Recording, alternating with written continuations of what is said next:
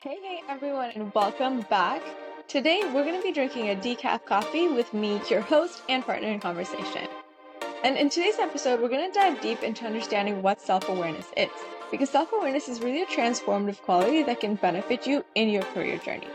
We're going to talk about what it is, we're going to walk through some examples, and we're going to talk about why self-awareness is so important. So let's get started. So when I think of self-awareness, I think of the ability to see yourself from different perspectives and the ability to recognize some of your patterns. And just based on that definition, how many of you guys think that you're self-aware?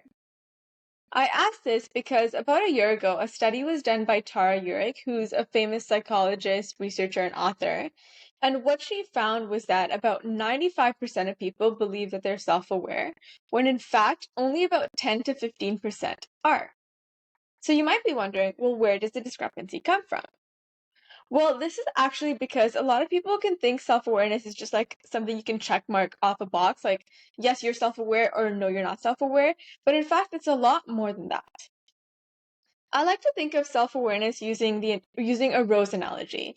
So if you imagine yourself as a rose, you know that roses have multiple layers of petals, right? So the external layer is do you know what you like, and do you know what you dislike? And that's where most people stop. Like, if they say yes, they know what they like and what they dislike, they say yes, I'm self-aware. But in fact, if you continuously peel the petals off, you realize that there's layers and layers of petals, right? Just like there's layers and layers of self-awareness. And you might be wondering, well, why is this important? Let's actually look at this from an example. So say you were in a group project and you have certain tasks to complete, and you're just putting these tasks up to later. But you don't realize that you putting these tasks up to later is actually impacting your group mates, because they're depending on you to finish your task in order to even start theirs, and you're adding a lot of pressure to them. So over here you can see that this person or you lack a little bit of responsibility, and this can directly be attributed to a lack of self-awareness. So how could this person embody more self-awareness? This actually brings me to the concept of there being two types of self-awareness. There's internal self-awareness, where it's, are you able to see yourself from the inside, your real self? Like, do you know what makes you angry? Do you know what makes you upset, sad? And do you know what you like and what you dislike? Even thinking about your working environments or where you work best, things like that. And then there's external self-awareness, which is, are you able to see yourself from a different lens? Like, for example, in this case, how could this person benefit from having self-awareness? So in this case, if he possessed external self-awareness, he would be able to put himself in his group member's shoes and see that, you know what? It's not really right for me to keep putting my work up to later, because it's adding so much pressure to my group mates, and it shows that I have a lack of empathy. And from there, he could identify where he needs to improve and in order to support himself and his group mates. And just talking about external self-awareness, it's a really important quality to have, but it's also something you need to be a little bit cautious about, especially if you're looking for some direct external input. And I say this because when trying to look for external self-awareness in this way, I think it's important to ask yourself, is this person genuine, or do they have some sort of malicious intent behind this? For example, what happened between me and that leadership professor? For those of you who don't know the story, here it is. So I was supposed to record an episode with this leadership professor. We have our initial meeting where we just talk about what the episode is going to be about, and then we schedule a date and a time to record. So when we hop on a call to actually record the episode, what was supposed to be a 30-minute recording turned into a 3-hour tirade against my self-worth and my character. During this call, instead of recording, she was very insistent on invalidating my decision to collaborate with her and the finance professors on my podcast. And she even went to the extent where she decided to say that I was either a narcissist or a bipolar for refusing to work with them. And because she couldn't get a reaction out of me from that, what she did instead was she tried to provoke a reaction out of me by telling me that my rejection towards them was because of some sort of past trauma that I had or something like that.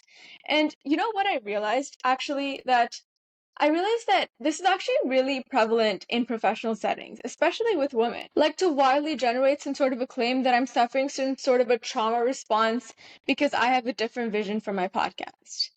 And you know what the most surprising part was?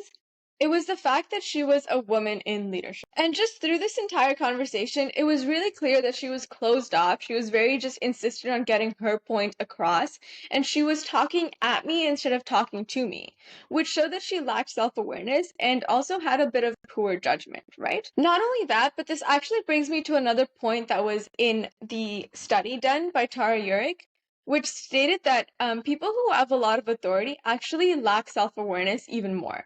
And the reason for this is because they tend to dismiss other people's opinions because they feel like they have a lot of power. And over here you can see this, right? Because she lacked a lot of empathy. So what would she have done differently if she had self-awareness? Or not just her, but just anybody in this situation, a similar situation, what would they do if they had more self-awareness?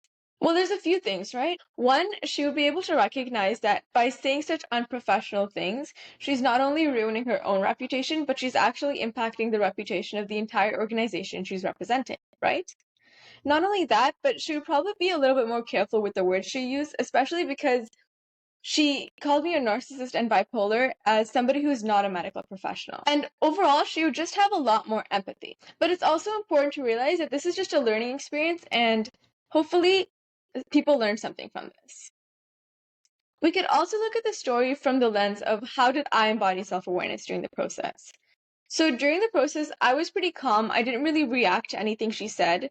And this was because my self-awareness and my emotional intelligence really helped me realize that, I knew the intention behind this conversation. Like, she was just trying to prove her point.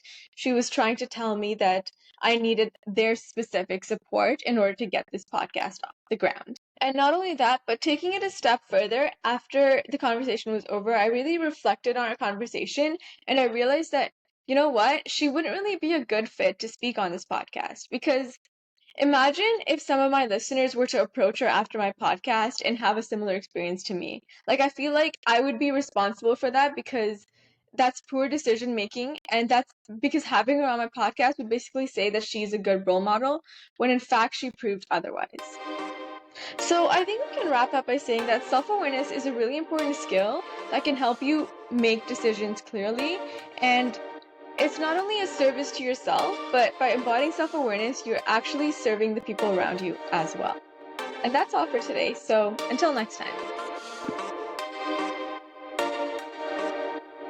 This program is meant for entertainment purposes only. It is not meant to replace any educational programs or represent a professional coaching program. All examples provided by the author and speaker are purely anecdotal and are not meant to represent any institutions or companies in affiliation with the creator.